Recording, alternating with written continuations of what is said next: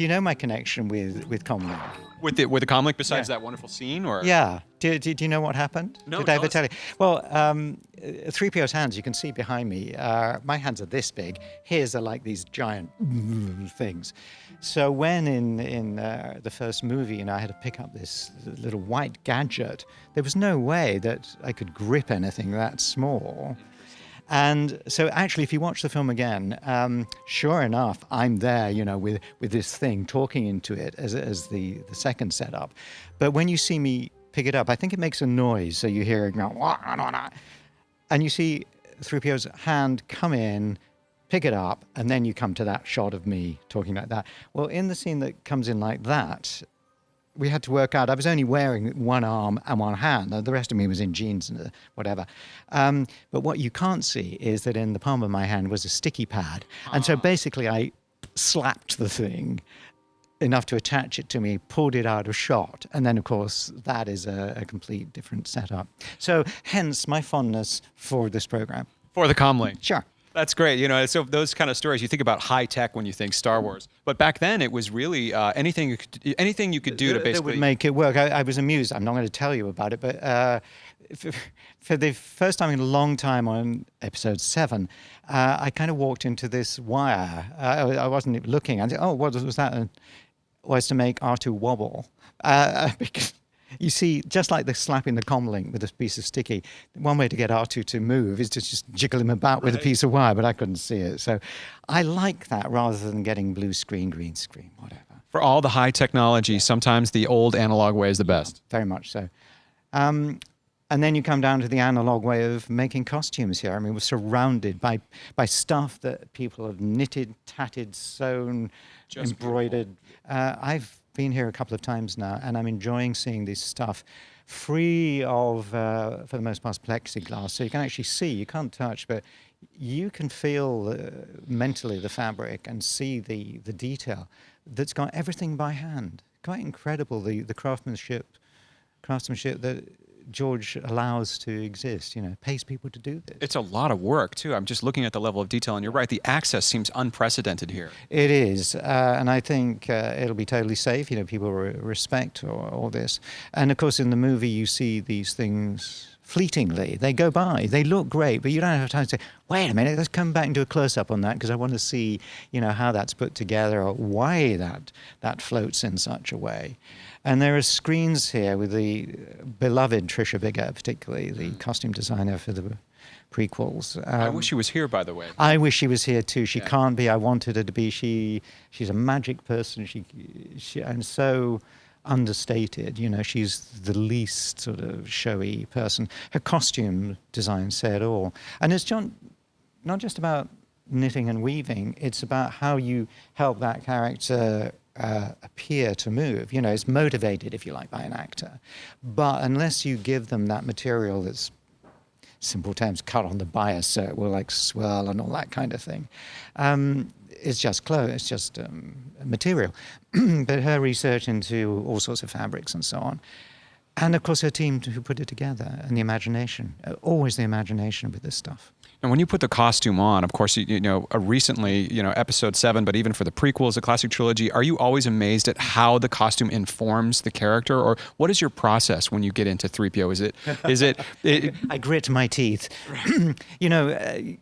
What can you say? I'm not the sort of actor that goes on endlessly about, well, you got to motivate my scene. What is my motivation for the? You're getting paid, honey. Yes. Oh, that's the motivation. Right. Okay. With this, 3PO is 3PO. My motivation is try and remember the lines, try and remember where things are because I can't see them. Try and remember that I won't be wearing this suit all day. It'll come off in a few minutes, and a few minutes of pain is fine because it helps the film.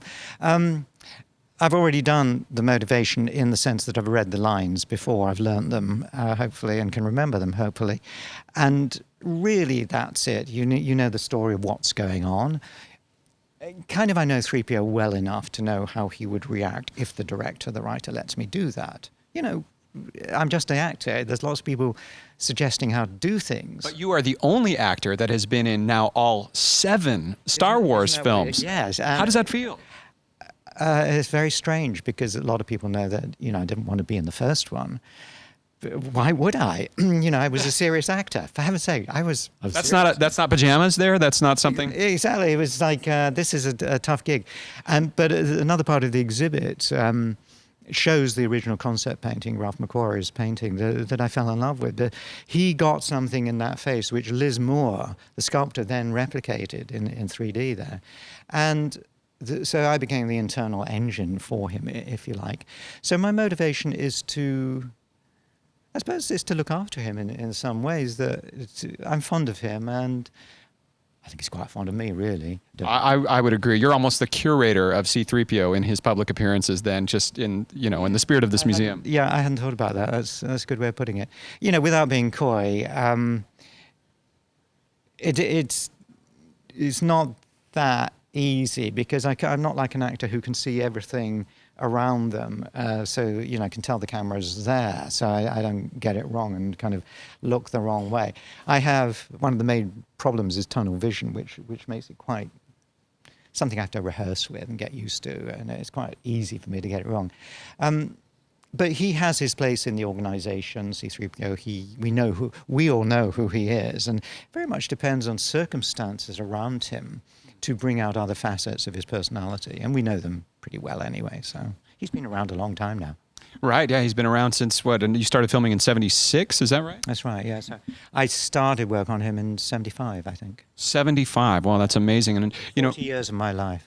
40 years of your life, yeah, that's right. It's gone by so quickly. Now you have been not over yet. Well, and I hope clearly. Not. Yeah, the films as well. Yeah. I was going to ask you. So, I mean, obviously 6 films now, starting a 7th. I know you can't talk a lot about Episode 7, but it must be so nice to have this wealth of new stories to eventually tell about Star Wars to fans around the world, like the ones watching the show. I've begun to enjoy is the fact that fans enjoy it in a very innocent way, not silly, not crazy fan. They just get the story. I think long before I did, the huge scope of it. It was Star Wars in concert that taught me, first of all, the story from beginning to end, 1 to 6. Oh, I see. Oh, right, that's how that works, because I never really concentrated. And then what I would get from the concert audiences was this huge affection. Tiny bit for me, huge amount for the story that was on screen, huge amount for George Lucas, huge amount for John Williams, of course. But what I got back every night on stage was this feeling of human warmth and togetherness, people enjoying all the same thing, enjoying different aspects, just like the costumes here. There's something for everybody. You've got the big baddie upstairs, you've got a stormtrooper, you've got Chewbacca, you've got the princess stuff, you've got Palpatine becoming evil. I was slightly worried that I'd begun to look like Palpatine without the use of makeup. It's quite odd because take 40 years of my life. I have changed quite a lot. Well, I certainly couldn't fit into 3PO's costume. I got to say, it is incredibly impressive. It's a ton of work to do that. I got to cut out all the good stuff for months on end, work out every day certainly, and it's part of the job. Yes. Right. Yeah, I wish I could keep it off, but I can be disciplined for a while. We all need an aim to do something. So he's been pretty good at keeping me fit, actually. Oh, that's great. That's the gift that keeps on giving. Do you think maybe, say, 5 years from now, 10 years from now, we'll see sort of sequel trilogy costumes very similar to this? And does it surprise you that here in 2015 we're looking back at these costumes that are almost 40 years old? I think every time the way the costumes work is in sync with the storyline, in sync with where you are, what the circumstances are, what the society is about. And we're not talking about our society. So it's where that story leads us and what is the history of that planet or that organization or that state or kingdom or whatever it is, or what kind of creatures and semi-human, semi-animal creatures we're meeting. So always the costumes are a part, just as John Williams. The costumes are a character in their own right, if you like. John Williams' music is a character. And it all comes together, and it's the cleverness of the director that can mesh it into a credible. Because that's the thing, you've got to believe this can actually happen. And in a funny way, George has managed to do that over the years, from the simplicity of the early films to the astounding work that you can see in the mostly in the exhibit now from Tricia. Of course, 3PO for the most part has stayed himself. Well, there was that episode 1 departure, right? When you had the almost the rod puppet. What was that like? And of course, the silver in episode 2. Well, I didn't when I met George to discuss the episode 1, he said, you're created by Anakin, and I thought that was really great. That's a really good George, by the way.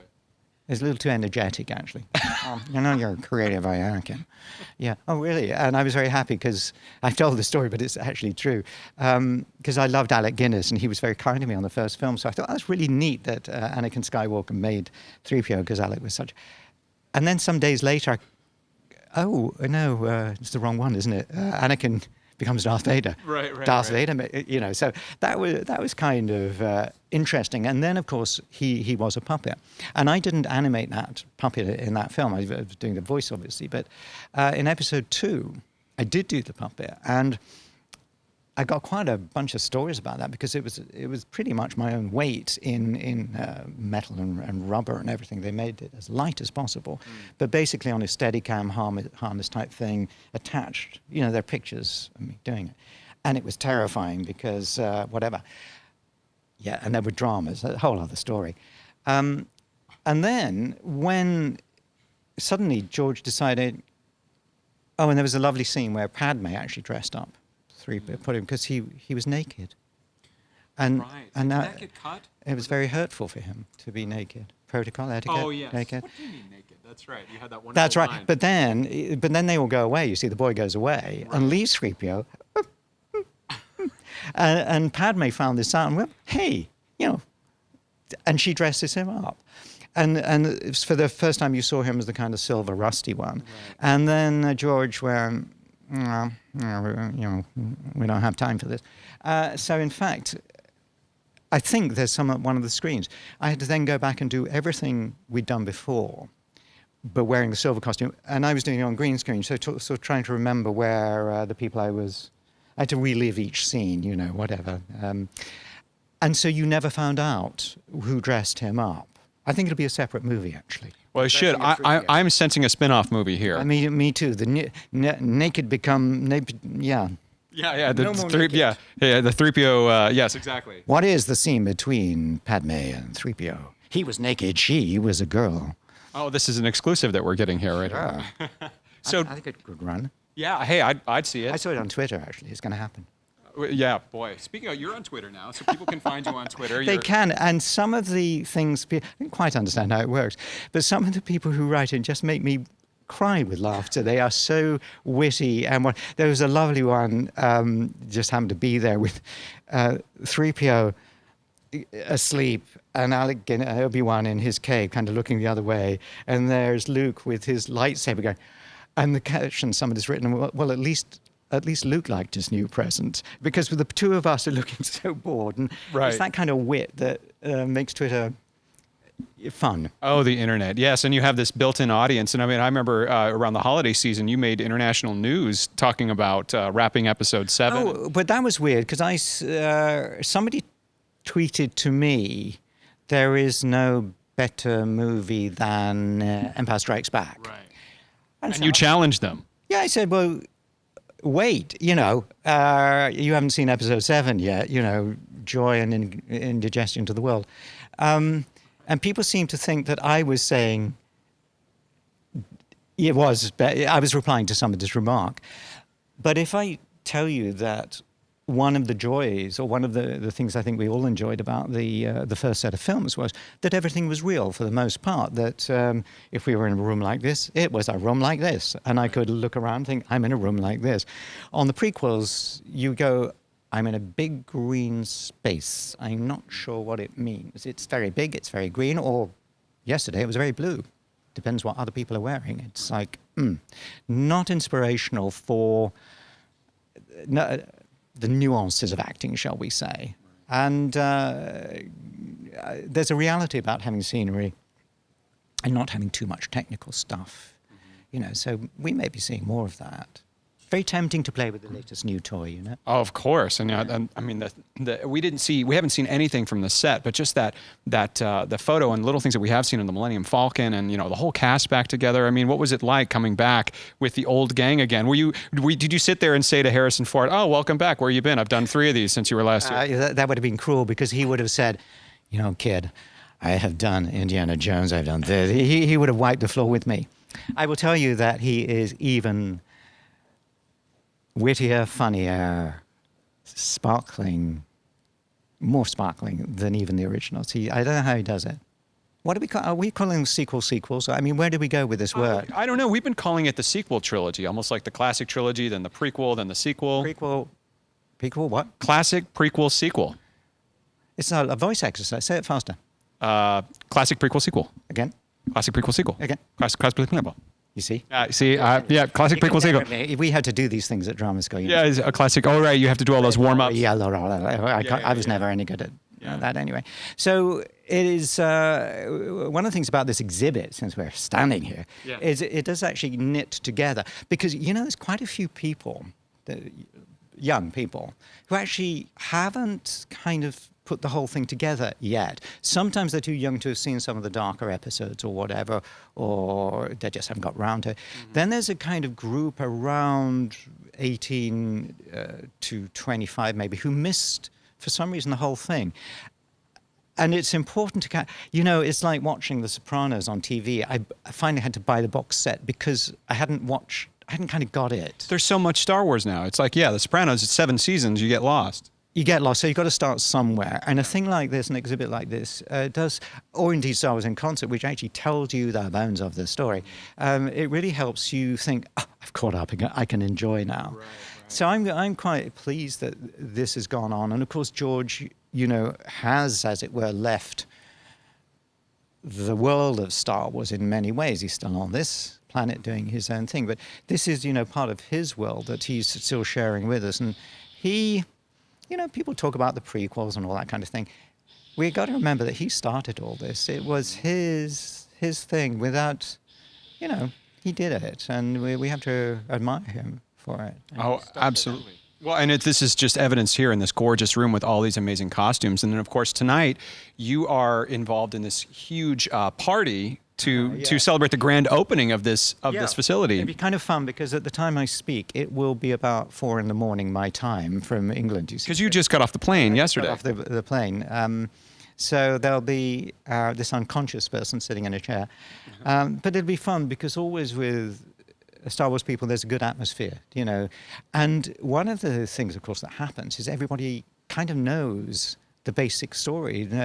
They've got their own history about it. So that if I'm preaching to the converted, we're all sharing the same thing. I just have a different perspective because I will not be dressed as him tonight. Right. People will be disappointed. You don't do that for fun then? Well, listen, one of the things I wanted to tell you as we're wrapping up here is that I've just noticed over the years, being a celebration host as you were, all the conventions that you've done, your generosity with the fan base is really remarkable. I just want to thank you on behalf of the fan base for being so generous with your time with us today and for doing all these wonderful things like this EMP exhibit here with the Smithsonian. I did it all myself. It's everything. I've been up for hours. Every stitch? Every stitch is mine. But wanted to compliment you on the lighting. The lighting, I'm fiddling with. I'm not quite sure about Darth Vader at the moment, but he will be darker. Yes. Again, it took Star Wars in Concert. I keep going on about it because I want the job. I saw it at the Hollywood Bowl. I saw you at the Hollywood Bowl and the sea of lightsabers, and then John Williams came and conducted at the very end as an encore. It was beautiful, and the electricity. I totally relate. Anyway, you were saying. That was one of the truly magical evenings of my life. And to have John there was just, because we only knew at the last minute. So madly in the interval, we're rehearsing. He comes on here. I go, no. We all make it look very easy, Right. And I don't know if you remember, but he walked out on stage and even he stopped in amazement, and it was genuine, at the reaction he got. Because people love... Remember, I've seen these films without his music on. When I'm putting my voice on, there's no soundtrack. There's nothing to see, right? Yeah. The music absolutely fills in the corners, fills in the characters. But it's because of those concerts where I was in contact, at least in a century way, with thousands of people, that I realized that without them, without the audience, the fans, I wish there was another word for fans, but there isn't. Think of a word. Enthusiasts. Enthusiasts, okay, that's good. Passionate people. I don't know. Like railway enthusiasts, and I've always thought of them as a bit scary. Oh, right. You write down train numbers as they go. Right, or bird watching or that sort of thing. Oh, very scary. Yeah. Very, very scary. Beware. Yeah. Without them, everybody knows that this film opened in 1977 with no publicity because they couldn't afford it. And some people saw it and they ran away and got their friends, you've got to see this. And they went, and a word was not used then, viral. That film went viral. Is that the right word? Mm-hmm. And it's grown and grown and grown. And without the fans, I wouldn't have had a job all these years. And their affection is what holds it all together. And so I'm really, without being smarmy about it, quite grateful. It doesn't mean I'm, you can come and live with me or anything like that. It doesn't mean... Oh, I thought that was part of the deal, coming to Seattle. Okay, well, all right. But anyway, it's a kind of double... It's a family thing, we're sort of related in a way. Yeah, you can't escape it, but at the same time, it always welcomes you back, right? Oh, yes. A couple of years ago, I went to India, where Star Wars is not such a big deal. I'm getting a connecting flight in Mumbai, outside, whether you get on the plane, just standing there waiting for the door to open. A man comes out and says, may I have a photo with you? And I go, why? He said, well, you're Anthony. That I thought was quite scary, that I'm in the middle of a continent I've never been to. Wow.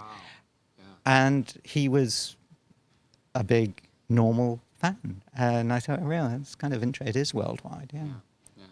Well, thank you as sort of the ambassador of Star Wars here at the EMP Museum, this fantastic collection. As the curator of this interview, thank you very much for taking the time and talking to us at the Comlink here and all your great stories.